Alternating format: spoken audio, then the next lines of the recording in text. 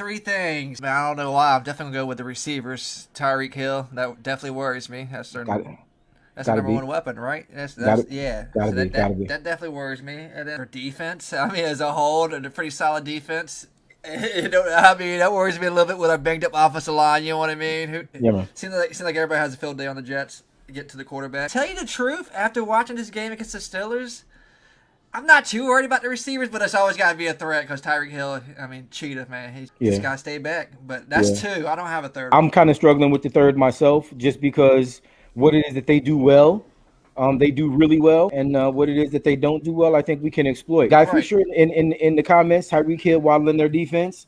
I think See, that's I kind of said, it. yeah. Yeah, Yeah, receivers and defense. I That's think that's it. kind of it. Like, and we're talking about, I think, what maybe our best coach in Brent Boyer has the special teams kind of doing their thing right now. I think these guys are, they're in a position right now where they're not anything that we need to be worried about. It's not something that we can look and say is something that we have to overcome, right? In the beginning, we were thinking that we had to overcome Braden Mann, and after him, in that fake punt, I think he showed up. I think he's played well. I think the positivity is rubbing off on these guys. These guys are showing up. You know what the third thing that worries me? Teddy But Bridgewater's going to come in and have a nice day. wow, That wow, worries me because that usually can happen to us. And he's not bad. I mean, he's not a bad yeah, backup coming in. So he's that not. worries me a little bit. Just that little thing in the back. I can see that happening. No, that's a phenomenal point. And thank you for reeling me back in, because I almost forgot about Teddy Two Gloves. Any team in the league would want to have a backup that is as capable as Teddy. We've seen some maybe less than stellar quarterbacks come in and have days against this Jets defense. Yeah, didn't Minshew have a when he came in the Yeah, league? man, Wasn't it and, against and us? Or yeah, he just, yeah, it I was. mean, Well, I mean, he showed up, man, but that also was a little bit of a different team. who do you have in mind that came in and ate us up? Their first start or something. Who are you thinking of? I can't I'm, think of I'm, no one. you know what? And all of the guys like Baker Mayfield. Baker came in and, Yeah, and he that's did.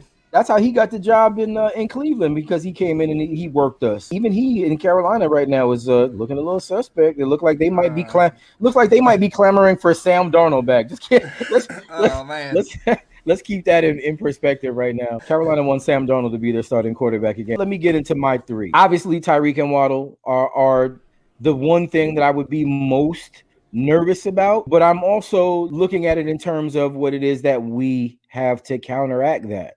And I think when you're talking about Sauce Gardner, who is having his little mini version of Sauce's Island out there, right? And then what it is that we have in DJ Reed, I think those guys, Yes. in combination with what it is that again, we're getting from the resurgent safety position, Jordan Whitehead, I think, is probably going to end up being an integral part of what it is that we do. If Jordan Whitehead has a good game this week against Miami, I think that puts us in a really good position to win. I have a question for you though. So me and Yeah, man. Kevin was at the bar watching the game. We noticed 36 on the field. Who was that guy? Who Yeah, was right. that? Yeah, No golly gee, idea. man. No, 36. Yeah, he started. I think he was the starting safety. If anybody knows, put it in the chat. We couldn't figure it out. We was trying to look it up. I don't know where he came from. Is that the what's He the played. what? He almost played the whole game.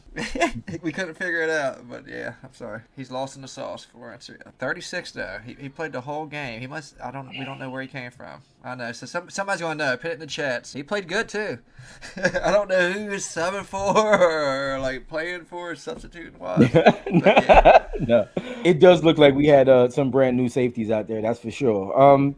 And look, again, I want to give again some more props to Lamarcus Joyner, because if he can pull his head out of his ass and we can actually start playing competent football right there, I think we're in great shape. It actually does give us an opportunity to play a lot more man on the outsides. I think that this is when Sauce and this is when DJ Reed really earn their checks. The reason why Joe Douglas brings these guys in, because it actually gives us an opportunity to lock down players that are of this caliber. So I don't know. It's going to be a great matchup. I think their defense actually poses some threats for us. I think, again, because Mike LaFleur is going to be able to kind of give Zach, kind of free reign to run a little bit.